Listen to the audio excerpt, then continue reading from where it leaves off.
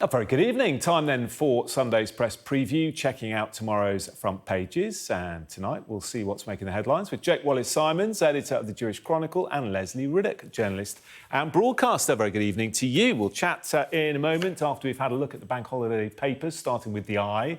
As the cost of living crisis worsens, the paper reports that Liz Truss is coming under growing pressure to widen the range of help she's prepared to offer if she becomes Prime Minister.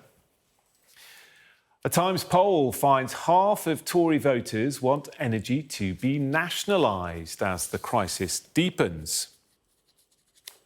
The Telegraph, meanwhile, carries a call from Boris Johnson not to give up on investing in green energy in favour of short-term fixes to tackle the cost of living crisis. While the Express piles on the misery with a prediction from poverty campaigners that millions of people will be cut adrift from the financial system within 5 years if the use of cash is phased out.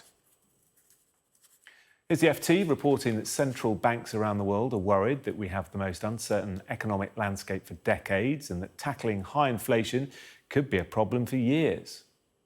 While The Guardian has been looking at NHS waiting lists and has found that Black and Asian cancer patients are having to wait longer for cancer diagnosis.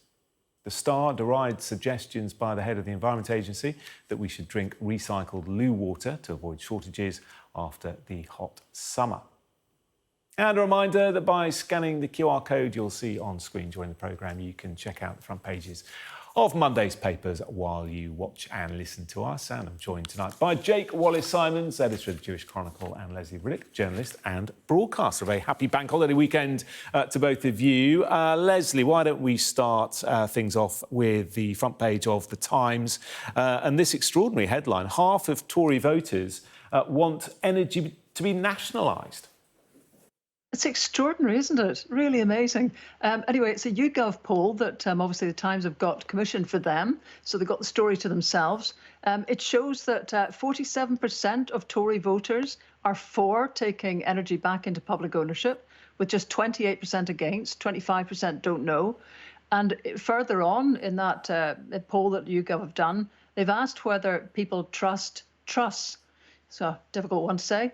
And they find on conquering inflation that only 13%, one presumes again of Tory voters, think that Liz Truss can deal with inflation. 70% don't. Well, it's very interesting that, Lesley, isn't it? Because presumably if you just spoke to the people who are going to choose the next Prime Minister, then the results will be very different. Yes, it is weird, isn't it? Because actually they've even fine-tuned that result down to look at people who voted Conservative in the 2019 election, particularly in the red wall seats. And you find then that 53% of those people want energy renationalised. So this, when you look at it as well, we might come on to it. But, you know, generally a bit of support actually for striking particularly rail workers, with the pretty charismatic figure of Mick Lynch at the front, shaping up an opposition really to whoever wins this contest in a week and a bit's time. It's really taking on a much, much bigger fight for the shape of Britain to come. And it's not at all clear that the party leaders have actually got the answers that even their own supporters want. Yeah, I mean, it is fascinating times we're in, Jake. Not only the political landscape changing, but the very way that that the UK has been run for a very long time. And what do you make of this Times headline? Well, it's an extremely striking headline, and I think it's tempting to draw the conclusion that Tories have become socialists, but I think that isn't necessarily the case. I think that the problem is that people are hurting at the moment. We know that the energy prices are spiraling. They're creating real pain for everyday people at all levels of income, frankly. And we've been presented basically over the last, few decades with two options. One is to have complete nationalisation, and the other is the privatisation that came in under the Thatcher government, and neither are working. And at the moment, we're suffering the pain that's coming under privatisation, and so people naturally will want to go back to how it was before. But the problem is that neither really have worked. And what we really need is something that's going to avoid monopoly in the markets. And at the moment, the companies are so big that they're an effective monopoly, and so the levelling out effects of competition is not working properly, and that is at the sort of fundamental point that's causing such high prices for consumers and such pain in terms of the services that we receive, such as things like almost 25% of water leaking out of the system. I mean, this is unacceptable for people, really. I mean, Lesley, in a way, whether you nationalise the energy companies or not, the fundamental problem isn't going to change, is it? The wholesale price of energy has got to be paid for, whether it's by the government or the private sector. And that is the thing, because nationalising the big six or whatever might be left of them within a few months is really not the big story. The big profits are being made by BP and Shell, the actual oil and gas producers out in the North Sea. And there the story is also a difficult one, because there is no gas storage in Britain. That was sold off in 2017, 2018, because the investment was needed. The government turned down the private company that asked for help to increase its gas storage. So as a result, we are sending our North Sea gas through to mature democracies, clever countries who've got gas storage on the continent. They store it, and then we buy it back from them. So, there's certainly the private ownership of what in many other countries has been kept in public hands just seems to be now reaching its end date. Jake, it's a similar theme on the front of the Financial Times. Utilities and regulators not fit for purpose, says one government or ex-government advisor. That's right. This is simply reflecting the view that we've both been expressing, that currently the monopoly enjoyed by the utility companies and the energy companies is wearing a little bit thin as the price cap is going up and up and up, leaving consumers with no option but to shell out these vast sums and in some cases go bankrupt in the first place. But Lesley's right. I mean, our storage capacity in the UK is not what it should be. And in our pursuit of a net zero target in 2050, we've left our energy ecosystem hugely fragile, buying in energy from overseas, liquefied natural gas from Qatar, for example, meaning that our supply lines are fragile and we're not producing enough of our own energy. We've been turning away from fracking, turning away from North Sea oil exploration, and turning away from the nuclear solution as well. And all of this has got to be turned around to form a proper UK energy policy. And unfortunately, under the current pressure, that's not going to happen anytime soon. Well, let's have a look at the front of the Daily Telegraph then, Lesley, because Boris Johnson is set to give a speech where he says that we can still pursue net zero whilst also helping people with their heating bills. And clearly this is going to be something at the top of the agenda for whoever goes into number 10. And certainly we know Liz Truss has got quite strong ideas along these lines. Well, yes, Boris is apparently going to say that basically don't dump the idea of shifting to green energy, that don't do short-term fixes. Of course, we know that both Rishi Sunak and Liz Truss are committed to dumping the green levy. So it sounds as if Boris is weighing in as one of his very last gestures or speeches as Prime Minister to basically question the merits of both of those. Now, you'd have to think that actually on this, even though I would have a bit of an argument about nuclear energy, particularly in Scotland, where hydro provides us with an awful lot of baseload energy, that's the kind you can switch on and off fast. Whether you want to be going down the road of looking for more oil and gas, or whether you really want to be pushing renewable energy, we've just had a Seagreen massive wind farm. It's one of the deepest wind farms in the world, opened off the coast just beside me here near Dundee. We need one of those to be built practically every year from now to 2030 to hit Boris Johnson's targets. Now, that's what has to be done. It's also job creation, and it's a total shift away from dependency on gas, which is what's given Britain the terrible price hikes that haven't been experienced in other countries. Jake? Yes, I mean, I think nobody denies the fact that we've got to go green in the longer term, and that will become easier and easier, we hope, as the years go by and technology improves. and green energy becomes a more fulfilling source of energy for our household needs and our national needs. However, the problem is that by setting this rigid target of 2050, our energy security has been sacrificed, meaning that we've ended up buying in fossil fuel from overseas while denigrating our own production of fossil fuel. Well, it still comes out of the planet somewhere.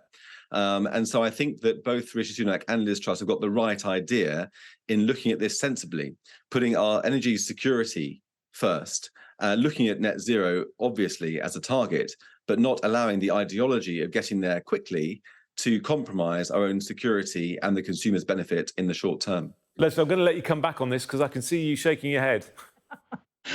Well, I totally am. I mean, the ideology is the idea that you get any benefit out of any more drilling in the North Sea.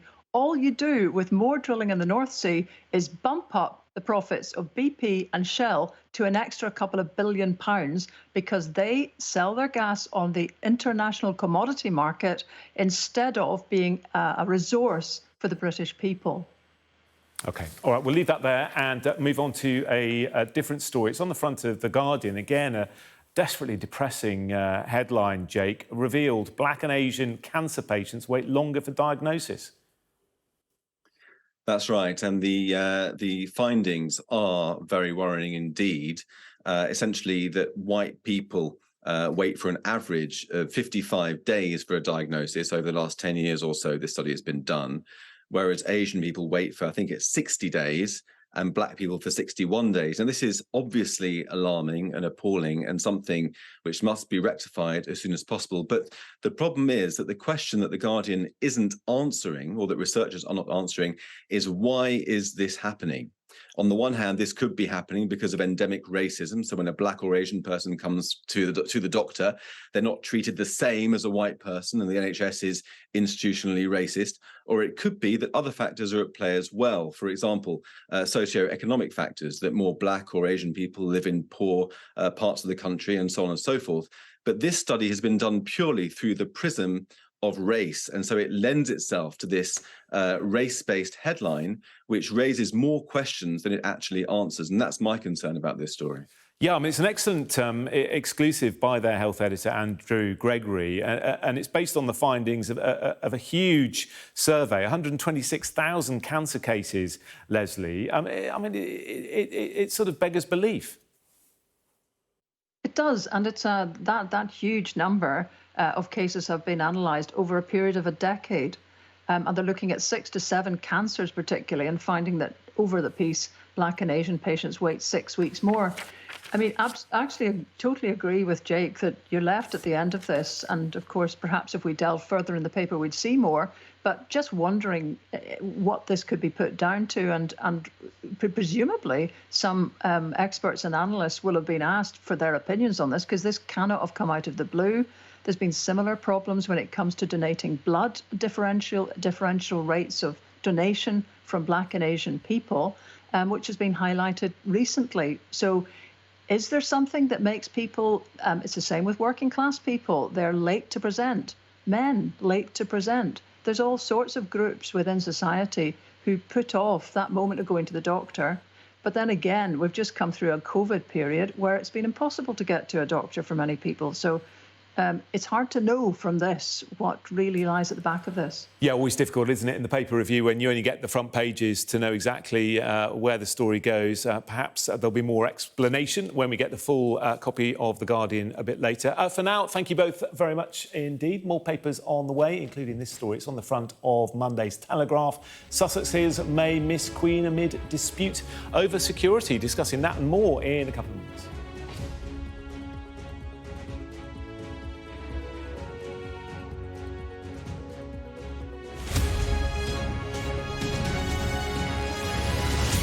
Welcome back. Part 2 of the press preview. Jake and Lesley still with us. Jake, front page of the Daily Telegraph. Talk to us about the Queen and whether she's going to get to see Harry and Meghan.